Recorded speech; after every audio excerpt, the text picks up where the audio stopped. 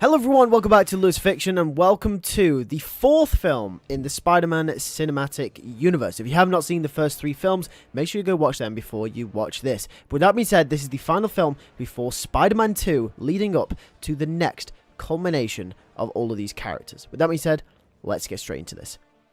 This fourth film in the Spider-Man cinematic universe will be slightly different to the rest that have come before. Despite the other spin-off movies about other Spider-Man villains like Brothers and Tombstone being about the downfall of those characters and the tragic past that precedes them, this film will be about Norman Osborn's rise to the top rather than the downfall and decline of his character. So even though films like Brothers and Tombstone and even the first Spider-Man film to some extent were a lot more depressing in their resolution of the characters, this film will be more positive and will probably be the most light-hearted film in the entire cinematic universe thus far, which is quite ironic considering this film will be about one of Spider-Man's greatest foes and his uprising. However, we will be made to feel some sort of connection with Norman throughout this film.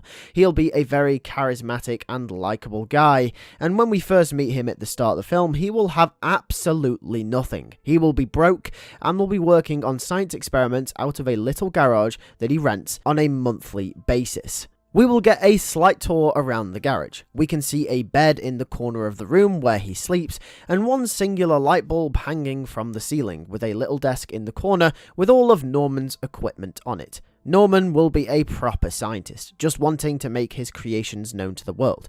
And I want this to hit home. When we meet this character, when we get introduced to Norman Osborn at the time, all he wants is for his creations to be noticed. He doesn't care about money, he doesn't care about public reception, he doesn't care about fame. All he cares about is his inventions and the impact that he can create with them. And he cares about science more than anything. And Norman's willingness to work out of a tiny garage will be a representation of this. Norman's journey will begin when he finds out that his neighbor's dog had been a part of a tragic accident that had caused it to lose two of its legs. This tragic moment thrusts Norman into action. The dog's owner is desperate to get the dog back to full health, and that is where Norman comes in. Norman manages to create a device that allows the dog to be able to walk again in a very, very wholesome moment. This kind of mechanical invention gets Norman in the local newspaper, and from here the film takes a turn. Norman starts to become famous as he starts to invent different devices for people around his local village. This very soon becomes a career for Norman as he rises to the top, jumping from job to job very quickly as his salary increases. However, one thing is still very, very clear. He does not care about the money, he doesn't really care about the recognition. In fact, the only thing that we've really learned more than anything about Norman during this portion of the film is that he just likes helping people, and he gets more satisfaction more than anything out of helping the people in need. If he can make someone's day, and if he can help someone with a problem that they have, he has succeeded. It doesn't matter about the monetary gain. This is when we meet a man known as Albert Moon, and this is the second turning point in this story. Now, in contrast to Norman Osborn, Albert will actually be someone who has more of a business mindset, looking to utilize skills of very talented people for gain and wealth. His rash and non-caring attitude will be a massive part of his introduction. He's cocky, he's arrogant, but very subtly, he gets on very well with Norman Osborn. Despite Norman's personality being the exact opposite, Norman's charismatic exuberance manages to bounce well with Albert. And before you know it, Albert and Norman are in business together. Albert convinces Norman that he can't keep living in poverty if he is to help people. Albert will tell Norman that 50% of the job comes from being that beacon of hope.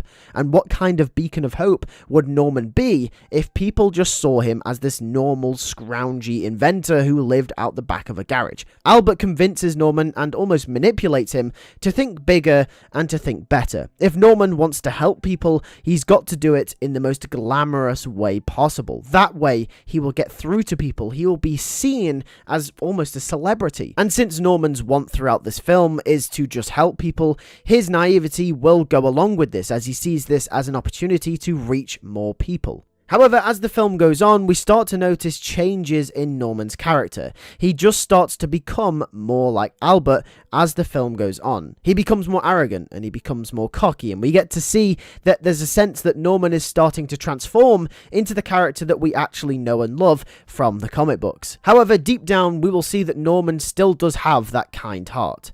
But despite this, we are also setting up that Norman might slightly have a twisted view on the world because of Albert's influence over him. This is when Albert and Norman create their first major business together. We will get a scene between them where they can't decide what to call it. They have two names, either MoonCorp or Oscorp, taking inspiration from both of their last names. Norman suggests calling it MoonCorp since Albert is the main investor. However, Albert says Norman is the poster boy for the company as the public love him. Therefore, monetarily, it would be wiser to call it Oscorp. And that's exactly what they do. The film from here on out will follow their success as Oscorp becomes one of the biggest companies in the United States. We will follow their rise to the end of the film as they buy out their HQ in New York City. Everything is going really well until Norman starts to realize that the quality of their products starts to diminish. Less investing is going into the products that they are making, which starts to damage Oscorp's reputation. Norman takes this up with Albert when we get a scene when it's revealed that Albert had started to make changes for the monetary gain, and this is where the conflict of the film starts to boil over. Albert will tell Norman that it was never about the people, it was never about the inventions, it was about making money. That is what business is. Albert said he wouldn't even be here if he couldn't make the money. And Norman will clap back saying that all he's ever wanted to do is make inventions for this world and make it a better place. And this is where Norman starts to realize what a foul piece of trash Albert really is. Albert will tell Norman that he's deluded, and Norman will tell Albert that he's got no heart. Norman is the most superior inventor in the company, and without his designs, Albert wouldn't be able to make a living. And looping back around to his kind heart during the start of the film, Norman will say he's out. He's not inventing for this company ever again. And with that, Norman Osborn, off his own back, leaves Oscorp Industries. And as you'd expect, the company starts to go downhill without the involvement of Norman Osborn. However, during this time, Norman would lose all of his money, investing it back into his inventions because that was all along what made him happy. However, with the loss of his involvement in Oscorp came the consequence that he didn't have the reach as he once did. If Albert was good for one thing, it was getting Norman's inventions out to the world, and since he has left Oscorp, he is now a nothing. No one cares about him, no one really even knows of him anymore.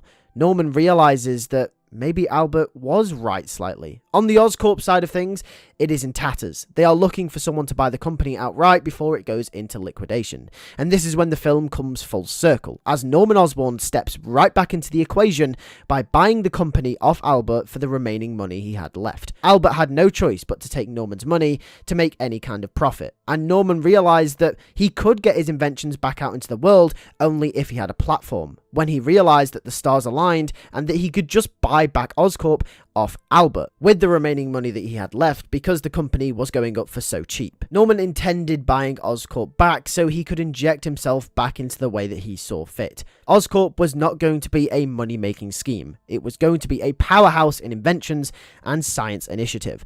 And with that, it brings us to the end of our film and the rise of Norman Osborn and Oscorp Industries.